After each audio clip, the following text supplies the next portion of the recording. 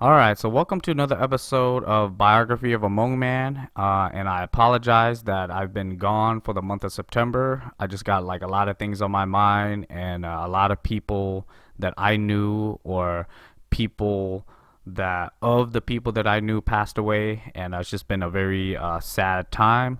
But at the same time, because I've been around so many Hmong people lately, there's a question that I kind of want to bring up, and that is the Hmong culture dying in America? And I'll dig deep into that in just a little bit.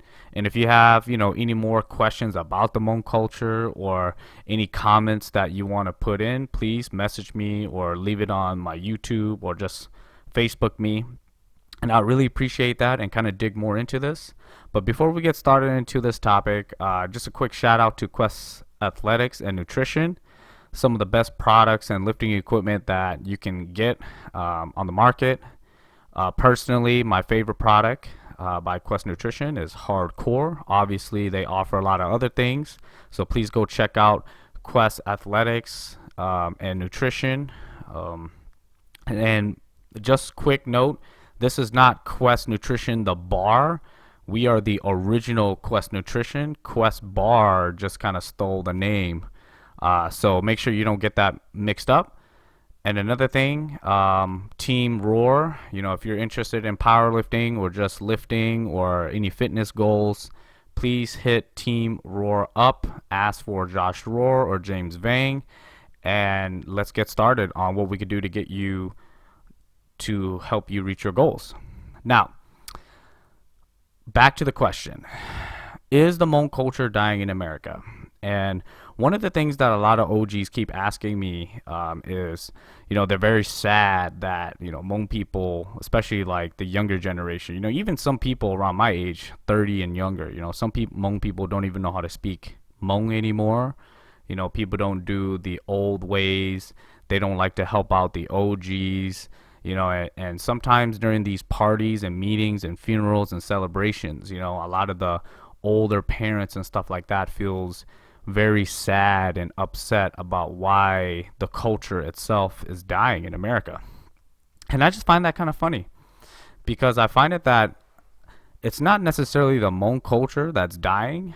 And I just kind of want to give the definition of what I think being Hmong is.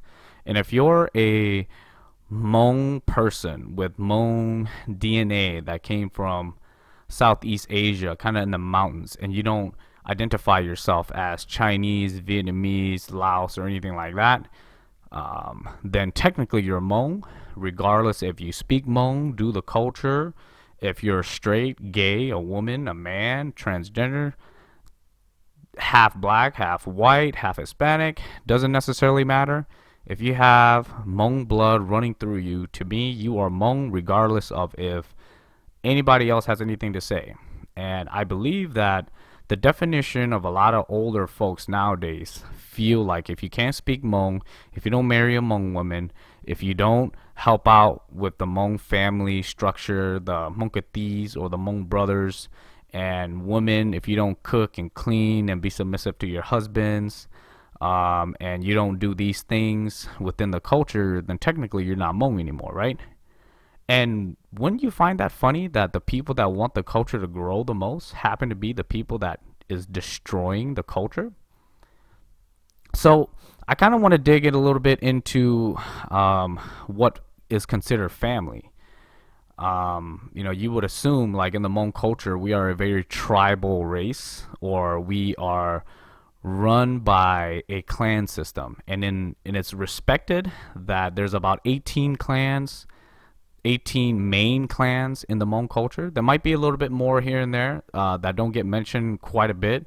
But let's just say hypothetically there's somewhere between 18 to about 25 or something like that clans. And supposedly back in the day, if you have, let's say, my last name, Vang, you would live in a village full of people who are Vangs. And all the husband, technically, or all the men there should all kind of be related somehow, some way. And all the women are supposedly from other clans. So in the Hmong culture, you can't marry the same last name because it's considered family. But let's take that approach just a little bit to where we're coming into America now, and I have no idea who you are, where you're from, what bloodline you came from, what village you came from. Is that idea still very viable in America nowadays? Where if you have the same last name, we're family. Because every time, everywhere I go, I always get this thing where people say, oh, you're a Vang, so you have to help the Vang family. But is that necessarily true when you think about the overall scheme of things? Within the Hmong culture, we have this thing where respect means everything. And respect is sought out so much to the point where you would destroy your own family to get respect that you need. Hence, the Hmong culture is dying in America, not because it's dying that due to the new generation not wanting to do anything with the Hmong culture currently, but I think it's just the people that are running it right now that expect so much respect, and they want to build their reputation as a person that's capable, someone who's rich, someone who's strong, someone who, you can look up to and aspire to. And I feel like when people think about these things so much to the point where they neglect their families, their own blood children and stuff like that, where they would scorn at their own kids, but at the same time clap their hands at someone who's got the same last name as them, who they've never seen in their life. I find it that the definition of family is a little warped within the Hmong culture now that we are living in America. Because I could tell you right now, if a Vang person was to knock on my door and I've never seen him, he ain't my brother, he ain't my cousin, if that makes sense. Because I ain't gonna let this man come into my house. But according to the Hmong culture, even though Hmong people would do the same thing that I would do if a random same last name person came to your house, according to the culture, we're supposed to be family and we're supposed to help each other out. But the question is, what if that person is evil? Or what if he's trying to steal money from you? Or what if he's trying to do harm to your family? Would you consider this family? At the same time, if you are an individual who has nothing to give to your family, let's say you're not strong, you're not smart, you're not helpful, you don't have a good reputation, you don't have high paying job, you don't have big, a lot of cars, you don't do anything besides you're a good person. Now, a lot of Vang people, or let me just not say Vang people, but a lot of Hmong people just in general wouldn't consider you family. At the same time, you could be their younger brother or older brother, and Hmong people will still disown you because you have no value to bring to who they are as a person. Now, the reason why I'm bringing this up is to kind of show you how warped the idea of family is. And if the idea of family is to be considered, same last name, then why don't people with the same last name end up loving each other just as much as they do with their brothers, or in the church sense, the church family, or things like that? And wouldn't you think that the reason why the Hmong culture is dying is because of these head of the clan being so forceful and so not understanding of the new generation growing up? Could you imagine kind of like all the funerals going on? Most of the time during funerals, we would, sacrifice a lot of, cows and pigs for the one that passed away to kind of feed the families and do these things. What if you were an individual who isn't about killing a live cow or a live pig and chopping it up and helping the family? Some people just aren't made like that. And for a Hmong OG to force someone like that to do those things, what do you think those kids are going to do? Obviously, those kids are not going to freaking like the Hmong culture. And this is kind of like an endless loop, but within that same ideology, Hmong people, because we grew up in America and we're poor and we're broke, everything revolves around the new generation going to school, trying to get as much money as they can by trying to get some of the most popular jobs that make six figures and above, like architecture, doctors, and stuff like that.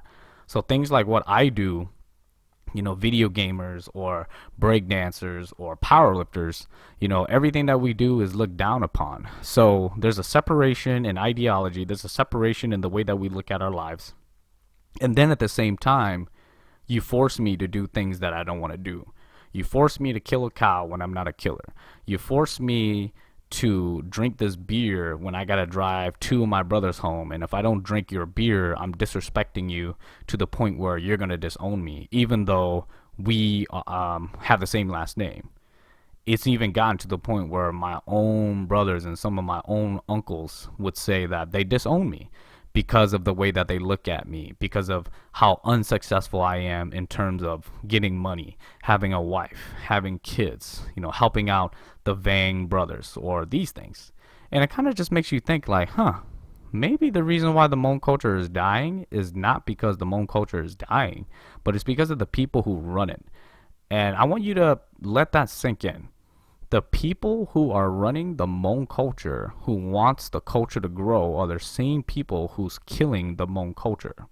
Now, at the end of the day, my opinion of what being Hmong is just, if you have Hmong blood in you, regardless if you speak Hmong or not, regardless of your sexual orientation, regardless of your religion, regardless of what you believe in, you're Hmong, no matter what. Doing these things that Hmong OGs think and want you to do does not make you any more Hmong or any less Hmong.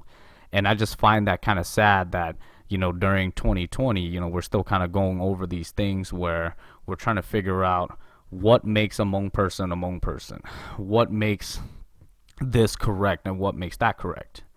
I think that nowadays the best thing that we could do is learn to respect each other as a person. And if they don't want to do these things, then they don't want to do these things. And that doesn't make them less or more of a Hmong person. But I definitely think that this is a speaking topic that we need to dig a little bit deeper in so we can stop the interactions of the newer generation from trying to learn more about the culture.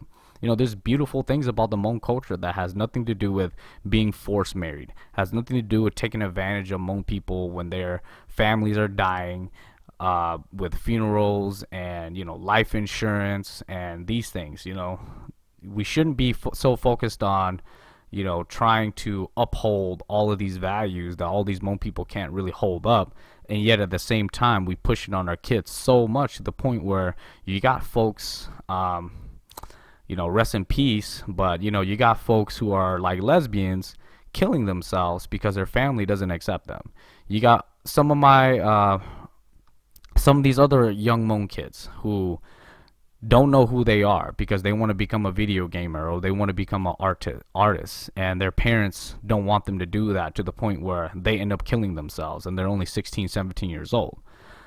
You also have it to the point where, I was there live when somebody that I knew didn't want to become a pharmacist, and I watched their mom and dad beat them up right in front of me because they wanted their kid to become a pharmacist so bad that whatever they said, I wanted to become this, I wanted to become that, they'll keep beating their kids until they say, okay, I will go to school for pharmacy. Now, when you think about stuff like that, wouldn't you consider the Hmong culture kind of crazy? And again, this takes away from the food that we eat. This takes away from the clothings that we wear. This takes away from the Hmong tribal symbols that represent who we are and our moral values. This takes away from our discipline. This takes away from the family-oriented structure that the Hmong people have that we can't uphold. This takes away from everything that makes Hmong people amazing, because nowadays we think that the Hmong culture is all about sucking up to the OGs, drinking beer and alcohol to the point where we're throwing up, driving, getting tickets, getting into car accidents, and if you don't drink the alcohol, then you're disrespecting them more than if you died. They'd rather have you die than you miss their toast or their alcoholic drinks. And you got this point to the point where families aren't even family anymore, And that's kind of why I wanted to talk about this, because I just want to let people know that the Hmong culture in America is very different now. And we shouldn't force our personal beliefs on what we think is right or wrong onto other people. You can still be a Hmong cultural person and not force it down other people's throats who don't want it. For example, you can easily go to a party and pop a toast and say, hey, congratulations to this individual for his birthday. I'm going to pop a drink. Whoever want to drink it, and whoever don't want to drink it, don't. Because you have to understand that nowadays, how many Hmong people today that I've seen in the last month has died from liver cancer. And what do you think that came from? From drinking alcohol, from forcing people to drink alcohol, from just drinking because you want to drink. And the answer or the key to keeping the Hmong culture alive is having an open mind and always respecting everybody. Just because people don't want to drink your beer doesn't mean they're disrespecting you. And it's almost like you're disrespecting them by not respecting their decision to not want to drink anymore. And that goes the same thing with forced marriages. Forced marriage is where a Hmong family with a daughter has their son or their kids go out a little too late, and because they don't like that, they force the man or the individual who was going out with their daughter to marry them right then and there. It's almost like an act of, I want to fuck up your life right now because you ruined my reputation by going out too late. And the whole Hmong community is going to look at me like, wow, why does this man not know how to control his kids? But you're so worried about other people looking at you that you're willing to ruin your daughter or your new son-in-law's life, not knowing if they're going to love each other for the rest of their life. And then you wonder why they get a divorce 20 years later with an 18-year-old son who is now going crazy trying to figure out who he wants to live with, his mom or his dad, or what does he want to be, because he doesn't know what he wants to be because the mom and dad already force it down their throats. And because they're being forced down their throats and they got things on their mind, they're also being forced to go kill cow or drink alcohol or do all these things that they don't want to do. And then you wonder why the Hmong culture is dying. So all in all, this is just a quick little discussion point, maybe even like a little rant. But if you want to know more about the Hmong culture and why I'm even talking about this, please, again, ask questions, leave comments. And I do want to dig a lot deeper into this. And I feel like I can have a longer discussion if I could have an individual to come on the podcast. I've been trying to get 3 or 4 people to kind of have this discussion with me. But since every time I try to schedule a podcast with people, everybody's always busy or things just don't go the way that I planned it. So this ended up being a little bit later than it should. And I hope that we can continue with this topic a little bit deeper in the future. And again, just quick shout out to, again, Team Quest, Team Roar. This is James Vang, the Hmong powerlifter, just speaking a little bit upon the Hmong culture and the status within Hmong, within America. And I hope that we can continue talking about these things and more as the future goes on. Okay? But till episode 6, peace out.